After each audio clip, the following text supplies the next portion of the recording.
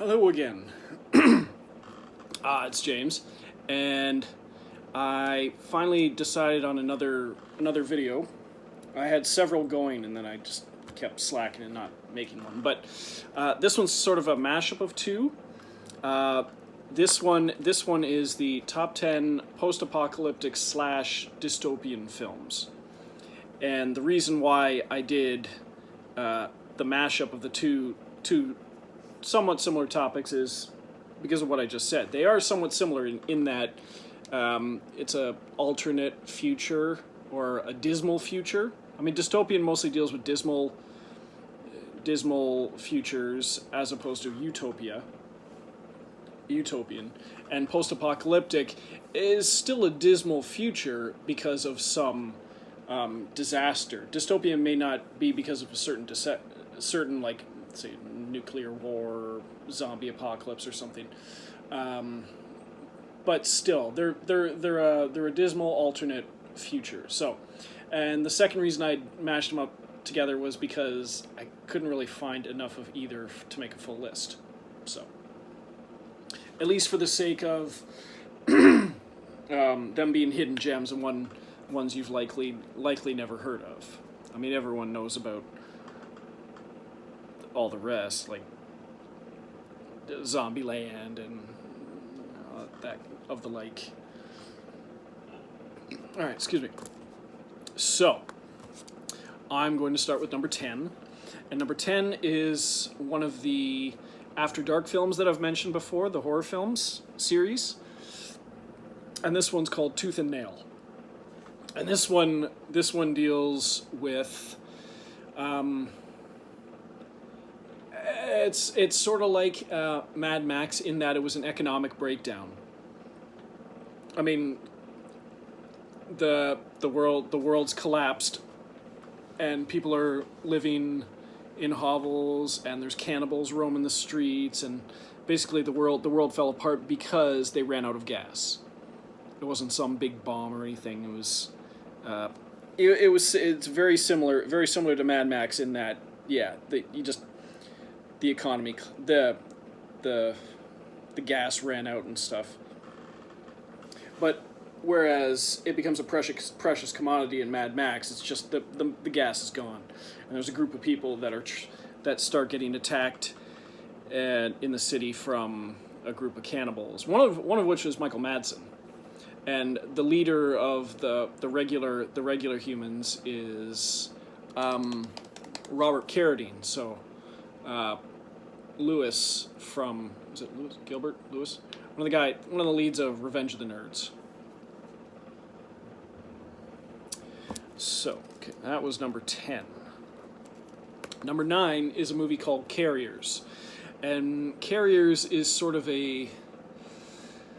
not so much a zombie apocalypse as an outbreak of a virus that's spread all over the world that slowly causes you to deteriorate. Like, they walk by, and cars abandoned on the street. The typical post-apocalyptic look of the world. But there's a group of 3 people, and it's Piper Perabo and Chris Pine and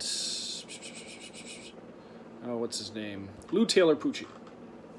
And they stop by one car as they're going by it, and you just see this person seat belted into their car, and it almost looks like they've been charred black, and the person's eyes open, but they're not moving or anything.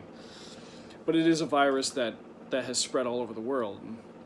It's a really, really good character piece in that the characters, it's 2 guys and a girl traveling from point A to point B, and tensions rise, and they're going to end up turning on each other at some point. But the quality of acting elevates this film, and the cinematography, the skin effects on the infected victims, the makeup is really good, really impressive. Another one that I owe to Cinerealists or the Rotcast for talking about it on their show years ago. All right, number 8. And number 8 is one that I've mentioned on the Movie Madhouse podcast before, not too long ago. This is a vampire apocalypse movie, and this one's a movie by Jim Mickle, and it's a movie called Stakeland, and it's where a virus. They don't say where it came from, but a virus has spread all over the world, and those infected with the virus turn into vampires. And this one kid gets rescued by this infamous vampire hunter he's just called Mister. People have heard of him, and people do know he exists, but that's as much as you know about him, is his name's Mister.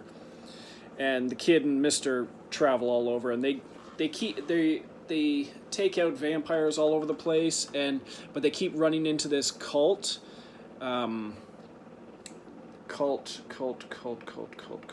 I think it's called the Brotherhood. And the Brotherhood is sort of the religious fanatics, and they see the vampire apocalypse as some cleansing from God, and they don't want to stop it. Like, they'll go and assault a town by choppering in a bunch of vampires to, like, kill off everyone there, and then, yeah. Not pleasant. But a very good movie. Low budget, but very impressive what they did with the budget. Another one I heard on the podcast. Another one I spoke of on the podcast, but heard of from... this was the Rockcast. Yeah, I heard this one on there. So, in either case, thanks to James from Cinerealists. Number 7, we have The Colony. And The Colony was a Canadian production, and this one has Bill Paxton, Kevin Zegers, Lawrence Fishburne, and there's also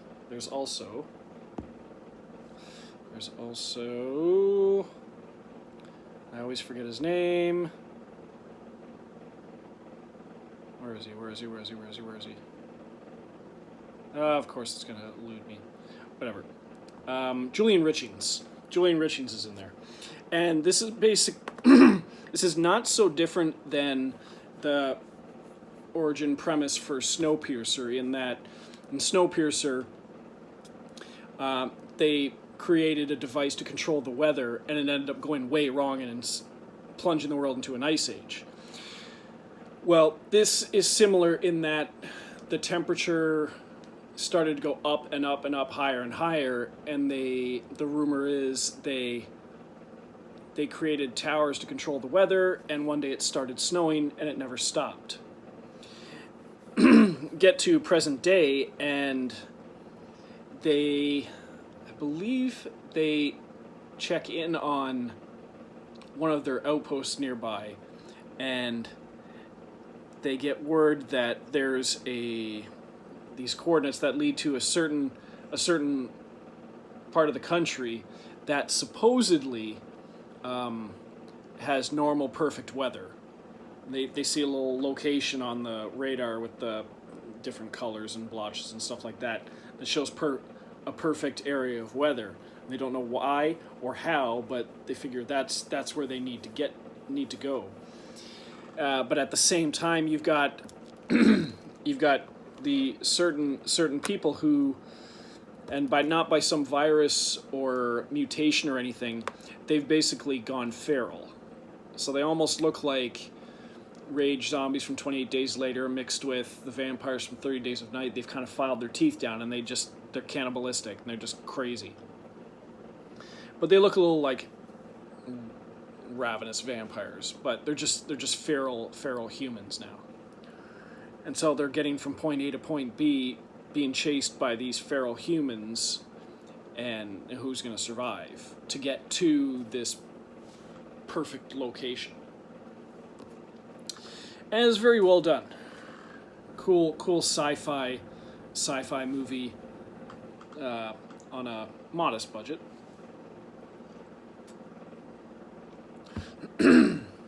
Number 6, we have Hidden. Hidden is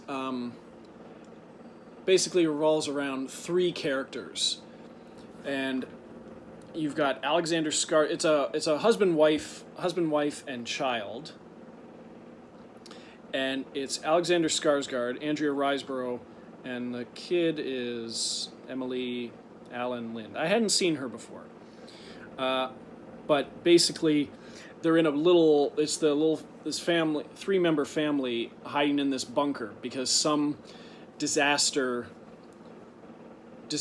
outbreak has spread across the planet, and they're hiding out. And they're hiding out from these men in black clothes and black masks and stuff. And like they have a system that if you see someone, they hide down in the bunker. They have sort of an alarm system for themselves, or a procedure that they need to go through. A drill of sorts. And this isn't a list that I'm going to spoil everything, but it's there is a twist that occurs towards the end of the movie where people may not be who they appear to be. But for a movie that just involves husband, wife, and child in one little basement bunker location, it's an excellent movie. Excellent movie. And this one I just saw. Well, I watched it last year, but I found out about it pretty much. I think I was just looking up online and saw the picture, the poster for it, and read about it, and it sounded like an intriguing movie, and it definitely a hidden gem because I was really impressed by it, even more than, like, it exceeded my expectations. I thought it looked good, it was probably going to be good, and it was really good. All right, number 5 is one called I Still See You, and this one stars Bella Thorne and Dermot Mulroney, and yeah, Bella Thorne and Dermot Mulroney are the two main recognizable actors in this. And it's basically, it's been 10 years after I don't know, like a scientific experiment, some big disaster happened, killed millions of people, and now everyone can see ghosts roaming the earth. Like, and they show you, and they're all running in loops from something that happened in their lives. And you see the movie opening with them coming down to breakfast, and their dad is sitting there at the table reading the paper. They're doing this and doing this and talking, and they're kind of alluding to what's going on in the movie, the premise. And then at some point, like the dad isn't talking, just keeps reading his paper, and then at one point you just see him and he just kind of wisps away, disappears. And you realize, oh, the dad was a ghost. And you see the next day they come down, the dad's doing the exact same thing, and eventually he'll wisp away. You don't know how long the loops are, but that's, you just see, like, everyone can see these ghosts around town just doing something from their lives, and then they disappear, and then they reappear and do it again. It was a very unique concept, I thought. Not from, like, Sixth Sense where one kid can see dead people. This is everyone can see dead people. And there's... at some point in the movie, there's something that happens that drives the story. It's like, okay, this is happening. Okay, this is what the movie's about, and it goes off from there. But no, I like Bella Thorne's a good actress. I think she's a really good actress. And Dermot Mulroney, I mean, who doesn't love him? He's awesome. I Still See You. All right.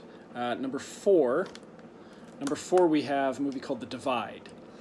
And this was done by Xavier Gens, the one who did, Hitman. But he also did the French horror film Frontiers. He also did another one called The Crucifixion. And I think there's a few other ones in there. But he did this one called The Divide, English language film. And it takes place in an apartment building where I think this one has like Rebecca De Mornay and Milo Ventimiglia. And an apartment building, and a group of people witness a bomb going off. Nuclear bomb goes off in the city, and they all rush down to. They manage to make it down to the basement of the apartment building, but they can't, and they're stuck there because a nuclear bomb went off, and they can't. Ooh, Michael Bean's in this as well, and they can't leave because of the radiation or the perceived radiation, and they sort of. I want to say humanity degrades from there, because you see them go from civil human beings to paranoid human beings to how would you describe it? What you'd eventually see post-apocalyptic people in Mad Max, DEFCON 4 kind of situations turn into. And this happens in a matter of days. I believe it's a matter of days. It could be a matter of weeks. I haven't watched it in a while, so I don't know the exact time period from A to Z. But they degenerate. Yeah. In a big way. Okay, and that's the divide. Number 3, we have Franklyn. And this one, I remember seeing the preview for this on some DVD, and I always thought it looked interesting. And when I watched it, it was very interesting. And this is sort of a, it flips back and forth between present, like our present day. I mean, it takes place in England, but our present day. And this steampunk dystopian alternate reality. And there's a reason for it going back and forth. And you've got Ryan Phillippe playing this renegade called Jonathan Priest. And he's tried to take down this leader of this religion that's taken over his city. And he has plans to assassinate him. And in our reality, you have Bernard Hill looking for his son. And you've also got, I believe Eva Green's in there somewhere. And you've got this artist and his sister. And it sort of focuses on 4 different groups of people. But I like to focus on, basically, okay, there's all these stories going on in present day. And then there's Ryan Phillippe's story going on in the steampunk world. And it was very, very impressive, the makeup, the costumes that they did in the steampunk world. And it's a very, very, very cool, interesting movie. How they weave the 2 worlds together. Let me see, that was Franklyn. Franklyn. Number two, we have a movie called The Rover. And this is another one that deals with economic collapse, like in Mad Max and Tooth and Nail. It's basically the world's economy had collapsed, and they descended into post-apocalyptic cars on the sides of the road, and it takes place in Australia, and stars Guy Pearce, who does a phenomenal job, and Robert Pattinson, who in this movie does hands down, in my opinion, by far the best acting of his career. Yes, the guy can act. If you've only watched the Twilight films, which I also like, if you've only watched the Twilight films and you judge his acting on that, you're missing out a great deal. The Rover, Bellamy, Remember Me, but the Rover I put at the top of his acting chops. And you've basically got a man, Guy Pearce, and he is, I think it was his brother.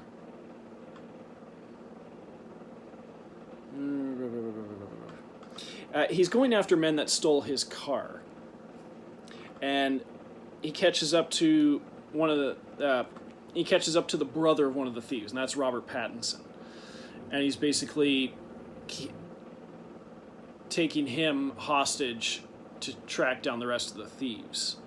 So it's basically two guys going from point A to point B. But the back and forth, and what Robert Pattinson does with this character, who's, I wouldn't say he's a little slow, little mentally slow or handicapped there, but the tics and the affectations that Robert Pattinson does for that character are just outstanding. And seeing Guy Pearce as this, I'd say he's not a bad guy, he's a good guy who has had to, he's hit a breaking point. And he's at the point where he no longer cares. And this is how the world is now. And then this group of thieves go and steal something for him. So that's the worst possible thing that they could have done. So, and this one's done by Daniel Michaud, I believe, who did Animal Kingdom and, let me see, Animal Kingdom, David Michaud, my apologies, David Michaud. He did Animal Kingdom, The Rover, War Machine, that Netflix movie with Brad Pitt, which I have yet to see, but yeah, highly recommend The Rover. As well as my number one is a movie called Z for Zachariah. Now, this one's based on a book, which I haven't read, but it's set years after, I'm guessing, a nuclear disaster, because there's only certain number of people left in the world. You don't know how many, because this only deals with 3. There's Margot Robbie, who lives alone on a farm, and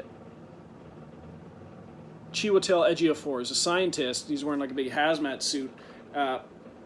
Finds his way onto her property, and basically he's looking. I think he's looking around. It's been a while since I watched this one too. He's looking around, testing for like safe parts of safe places to be, and like the water isn't drinkable. It's irradiated, and is her place safe to be at? Is she going to let him stay there? And she ends up letting him stay there, and they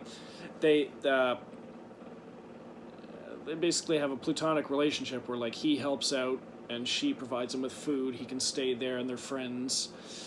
And then a third guy comes into the picture. Now it's Chris Pine, and you really don't know where he's coming from. You don't know where he came from, but he's also he's the wild card in the mix.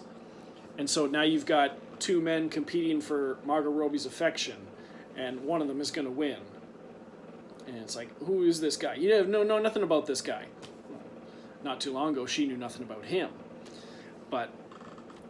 And how are things going to progress or break down?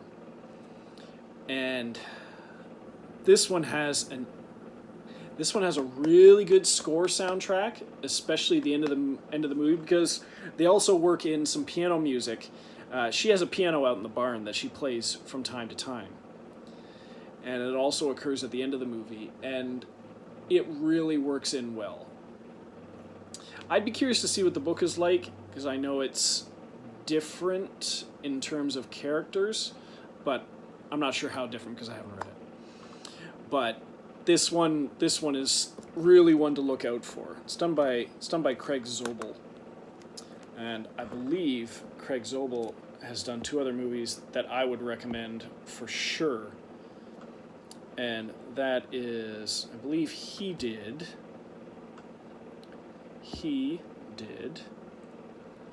Compliance, and he did The Hunt, which got delayed from last year to this year, and it's awesome. Okay, so I think that's it, and I have a few other lists on the go. I'm going to try and not procrastinate too much and get to them, because I'm on vacation at the moment, so I have time on my hands. All right, okay, I hope you enjoyed this. Take care, and toodles.